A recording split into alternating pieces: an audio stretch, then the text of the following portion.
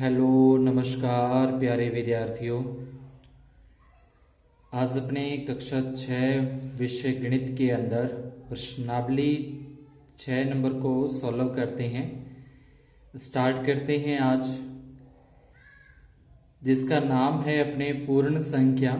तो पहले अपने संख्याओं के बारे में देखते हैं कि ये संख्याएं जैसे प्राकृतिक संख्याएं कौन सी होती हैं, पूर्ण संख्याएं कौन सी होती हैं, पूर्णांक कौन से होते हैं। तो प्राकृतिक संख्या जिससे अपने गिनती स्टार्ट करते हैं, किन्हीं भी वस्तुओं को अगर अपने गिनना है तो उसको गिनने के लिए जो अपने गिनती बोलते हैं, जैसे अपने ज्योमेट्री के अंदर कितनी पेंसिलें हैं, कितने पेन हैं, अपने बैग में कितनी कॉपियां हैं या कितनी किताबें हैं, तो उसको गिनने के लिए अपने 1 2 3 4 ऐसे उनको गिनते हैं, गिनती बोलते हैं। तो उन्हीं को प्राकृतिक संख्या कहा जाता है। तो प्राकृतिक जो संख्याएं हैं वो अपने 1 से शुरू होती हैं, 1 2 3 4 इस तरीके से। ये सारी की सारी प्राकृतिक संख्याएं जिसको नेचुरल नंबर भी बोला जाता है।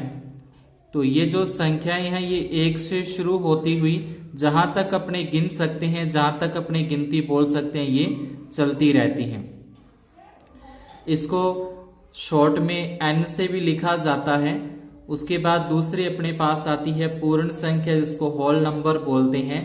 तो अब ये कौन सी होती हैं? तो ये भी प्राकृतिक संख्याएं होती हैं। जैसे ऊपर जो प्राकृतिक संख्याएं अपनी लिखी हैं वो ही इसके अंदर आती हैं, 1 2 3 4 5 6 इस तरीके से चलती रहेंगी। और इसके साथ एक जीरो भी साथ में आ जाता है, यानी कि जीरो इसके साथ में आ जाता है तो वो पूर्ण संख्या बन जाती हैं। अगर इसमें जीरो नहीं है तो वो प्राकृतिक संख्याएं हैं, अगर साथ में जीरो लग चुका है तो वो पूर्ण संख्याएं हैं। यानी कि पूर्ण संख्या के अंदर ही प्राकृतिक संख्या भी आ जाती है। उसके बाद तीसरा आता है अपना पूर्णांक आते हैं, जिसको इंटीग्रल्स बोलते हैं। तो पूर्णांक के अंदर अब क्या होता है? पूर्णांक के अंदर जो पूर्ण संख्याएं और प्राकृतिक संख्याएं ये दोनों ही होती हैं। इसके अंदर पूर्ण संख्या भी होती है और इसके अंदर जो प्राकृतिक संख्या है वो भी इसके अंदर होती हैं। ये तो ऐसे चलता ही रहेगा। अब इसमें पूर्णांक में क्या होता है कि इस तरफ ये ऋणात्मक भी अपने पास संख्याएं आ जाती हैं। कोई माइनस के अंदर कोई संख्याएं, इसके अंदर ऋणात्मक मान भी अपने को देखने को मिलते हैं। तो ये जो 1 2 3 4 5 इसको तो अपने बोलते हैं धनात्मक पूर्णांक बोलते हैं। धनात्मक मतलब प्लस वाले होते हैं। इसके आगे प्लस का निशान नहीं लगाया जाता, लेकिन ये संख्याएं प्लस की होती हैं। इसको अपने धनात्मक पूर्णांक कहा जाता है।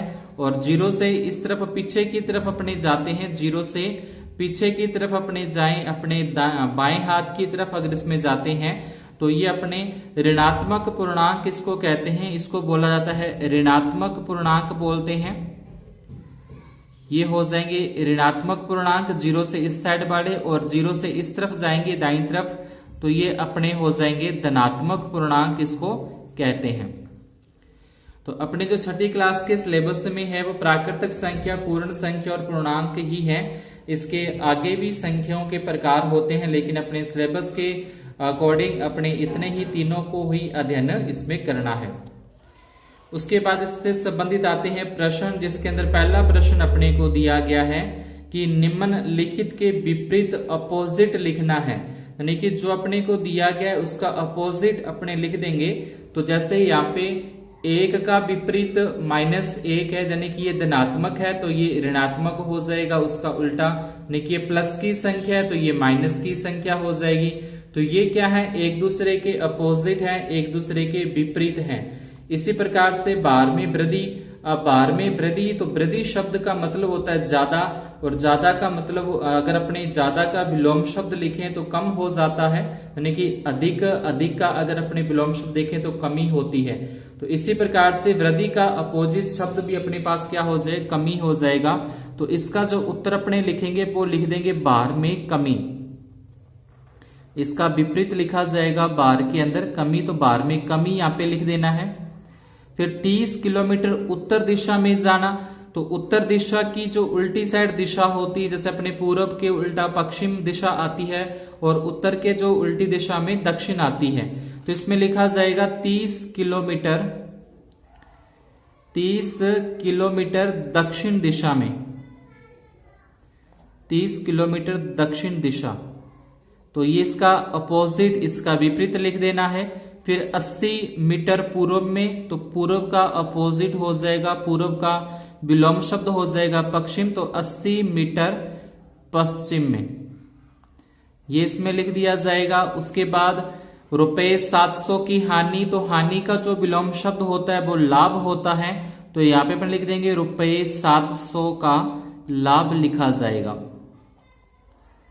इसके बाद समुद्र तल से 100 मीटर ऊपर लिखना है, समुद्र तल से 100 मीटर ऊपर, तो अपने इसमें लिख देंगे समुद्र तल से, यहां पे लिखना है समुद्र तल से, समुद्र तल से 100 मीटर। अब ऊपर का जो विलोम शब्द होगा, ऊपर का विलोम शब्द हो जाएगा नीचे, तो समुद्र तल से 100 मीटर नीचे। इस तरीके से अपने को इसके अपोजिट या जो विपरीत शब्द हैं वो यहाँ पे लिखने हैं। आगे देखते हैं अपने दूसरा प्रश्न। दूसरे प्रश्न के अंदर बोला है कि उचित चिन्ह लगाकर पूर्णांकों के रूप में लिखना है। अब उचित चिन्ह लगाकर पूर्णांक, जैसे अपने 3 नंबर में पढ़ा था प्राकृतिक संख्या, पूर्ण संख्या और पूर्णांक, तो यहाँ पे पूर्णांक का मतलब प्लस का निशान लगेगा या माइनस का लगेगा, धनात्मक लगेगा या फिर ऋणात्मक लगेगा। तो पहला ए नंबर के अंदर दिया है, एक हवाई जहाज भूमि से 2 मीटर की ऊंचाई पर उड़ रहा है। तो अब अगर कोई चीज ऊपर की ओर जा रही है तो उसमें अपने धनात्मक यानी कि प्लस का चिन्ह लगाएंगे, अगर वो नीचे की ओर जा रही है तो उस पे अपने ऋणात्मक यानी कि माइनस का चिन्ह लगाएंगे। तो ऊपर की ओर जा रही है तो इसलिए क्या लिखेंगे, इसमें अपने धनात्मक लिखा जाएगा। तो यहाँ पे अपने को बोला है कि हवाई जहाज भूमि से 2000 मीटर की ऊंचाई पर, ये दिया हुआ अपने 2000 मीटर, तो यहाँ लिख देंगे प्लस का निशान लगाएंगे क्योंकि ऊपर की ओर जा रहे हैं। और कितना जा रहा है, 2000 लिख देंगे, मीटर किलोमीटर जो भी दे रखा है वो अपने को लिखना है। तो ये प्लस का मतलब हो गया कि ये ऊपर की ओर जा रहा है, 2000 मीटर ऊपर की ओर। उसके बाद बी नंबर, एक पनडुब्बी समुद्र तल से 800 मीटर गहराई पर चल रही है। तो गहराई का मतलब समुद्र तल से नीचे चल रही है वो, तो जब समुद्र तल से नीचे चलेगी तो माइनस का यानी कि ऋणात्मक चिन्ह आएगा, इसको माइनस या अपने ऋणात्मक बोलते हैं। और कितना जा रहा है, 800, और साथ में इसके मीटर आ जाएगा।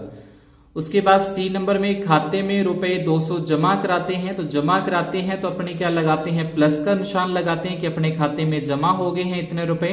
तो 200 रुपए जमा के लिए प्लस का निशान है वो आ जाएगा। उसके बाद डी नंबर के अंदर, खाते में से 700 रुपए निकालना।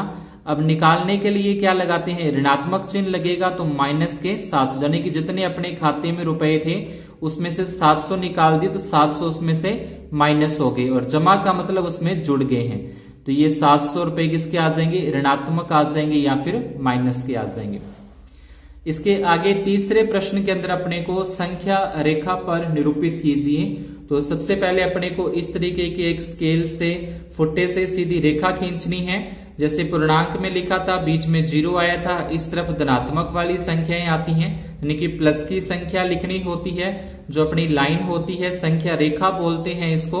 इसके अगर अपने दाईं ओर जाएंगे यानी कि इस तरफ अपने जाएंगे तो सारी की सारी संख्याएं प्लस की लिखते जाएंगे, बढ़ती जाएंगी आगे की ओर। और अगर इस 0 से पीछे की ओर जाएंगे तो ये जो संख्या है वो माइनस के अंदर लिखती जाती है और इस तरीके से आगे ये चलती जाती हैं। तो यहाँ पे ए नंबर में बोल रहा है प्लस के 5, तो प्लस का 5 का मतलब जो प्लस वाले 5 है ये अपना आ जाएगा यहाँ पे। तो इस तरीके से राउंड कर देंगे और ये लिखा जाएगा अपना ए नंबर के अंदर आ जाएगा। उसके बाद फिर संख्या दूसरा है माइनस के 10, तो माइनस के 10 बिल्कुल यहाँ पे लास्ट के अंदर है, तो यहाँ पे आ जाएंगे माइनस के 10 और बी नंबर अपने यहाँ पे लिख देंगे। उसके बाद सी नंबर में प्लस के 8 है, तो प्लस के 8 अपने इस साइड में है, जो धनात्मक वाली संख्या है वो 0 के इस साइड में आ जाएंगी, तो ये सी नंबर। और डी नंबर में है माइनस का 1, तो माइनस का 1 है वो अपना यहाँ पे दे रखा है, ये माइनस का 1 है, डी नंबर आ जाएगा। फिर माइनस के 6, तो ये 0 से इस तरफ जाएंगे तो ये तो प्लस के 6 हैं, 0 से पीछे की ओर जाएंगे तब जाके अपने पास माइनस के 6 आते हैं, तो ये आ जाएगा ई नंबर। इसके आगे देखें चौथे प्रश्न के अंदर अपने को एक संख्या रेखा के ऊपर कुछ मान लिख के दे रखे हैं प्रश्न के अंदर ही, और इससे संबंधित अपने से कुछ प्रश्न पूछे गए हैं। इसमें बोला है कि यदि बिंदु डी जो है वो डी क्या है, प्लस का 8 है, तो माइनस के 8 वाला बिंदु क्या होगा, यानी कि यहाँ पे जो है वो प्लस के 8 है, तो इसने बोला है कि जो माइनस के 8 होंगे, माइनस के 8 देखें यहाँ पे मैंने पहले से ये पूरे के पूरे लिख दिए हैं, जो अपने को प्रश्न के अंदर लाइन दी है उसमें ये सारे लिखे हुए, बीच बीच में छोड़ के ये नाम जो है और ये अंक पूरे के पूरे मैंने लिख दिए हैं। तो अब इसमें बोलना है कि माइनस के 8 है, तो अपने देखें ये माइनस के 2, माइनस के 3, माइनस के 4, फिर माइनस के 5, इस तरीके से करते ये माइनस के 8 आते हैं। तो इस प्रश्न का उत्तर हो जाए कि -8 वाला बिंदु कौन सा, तो -8 वाला बिंदु कौन सा है, F है। तो यहाँ पे F लिख देना है। क्या G एक ऋणात्मक पूर्णांक है या धनात्मक, यानी कि जो G आ रहा है वो माइनस का आ रहा है या प्लस का आ रहा है। तो G देखिए यहाँ पे लिखा है और ये माइनस के अंदर आ रहा है, तो यहाँ लिखा जाएगा ऋणात्मक, लिखा जाएगा कि G एक क्या है, ऋणात्मक पूर्णांक है, ऋणात्मक पूर्णांक है। ये इसके अंदर अपने को G के अंदर लिख देना है। तीसरे पॉइंट में बिंदु B और E के संगत पूर्णांक लिखने हैं। तो यहाँ पे जो B है, तो B देखें यहाँ पे B यहाँ पे आ रहा है अपना, B के संगत तो है 4, और उसके बाद E का देखें तो E बिल्कुल लास्ट में, यानी कि -10, तो E बराबर अपने लिख देंगे -10।